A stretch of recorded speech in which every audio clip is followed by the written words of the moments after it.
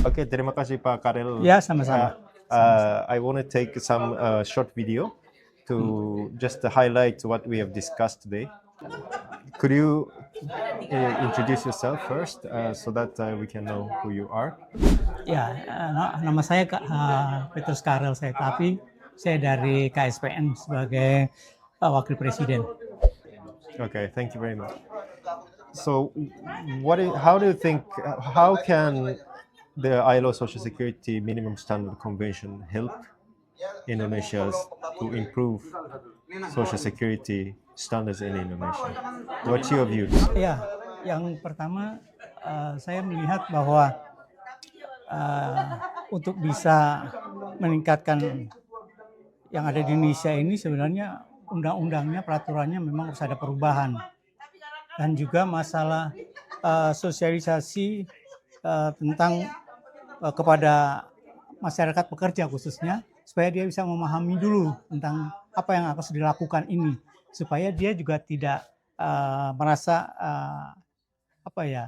tidak merasa kurang memahami, supaya apa yang kita minta nanti dia akan bisa melakukan sesuai dengan kehendak kita.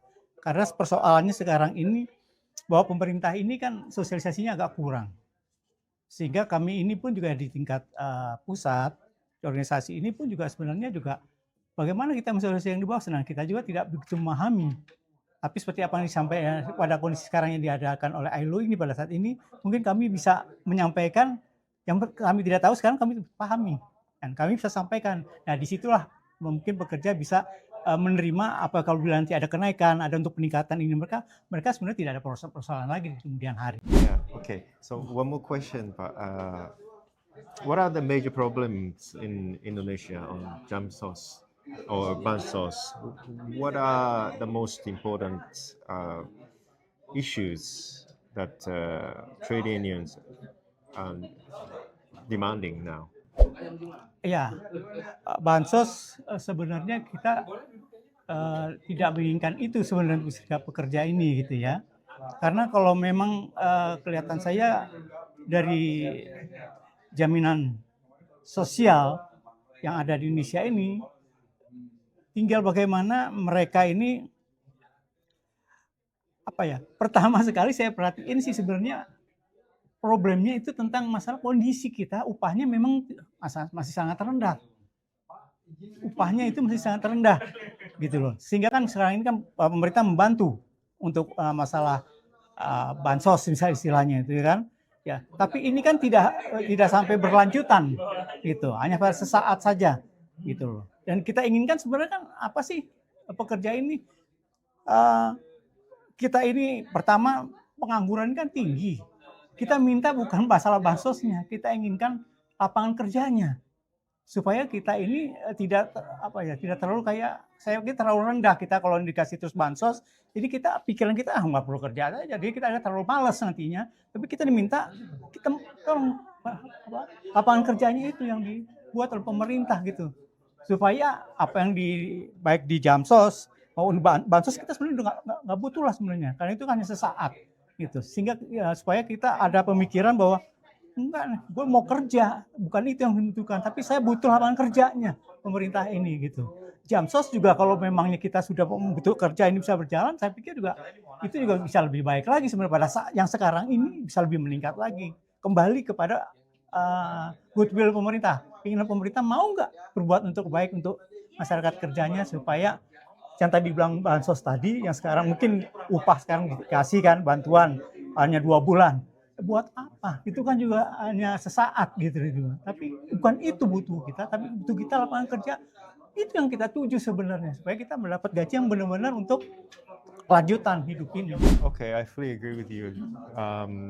So currently the coverage of Social Security Jamsos is limited to large company, small, medium enterprises, and the micro enterprises are, for example, exempted from paying minimum wage, and they're exempted from covering their employees with the Jaminan pension.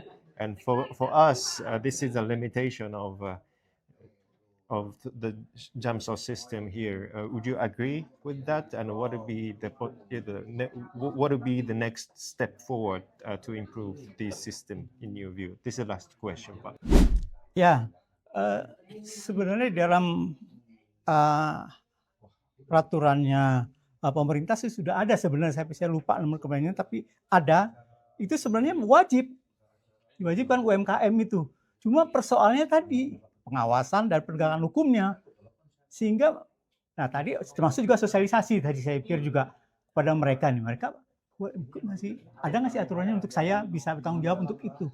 Kalau masalah sosialisasi, pengawasan dan penegakan hukumnya jelas, mereka akan ikut sebenarnya.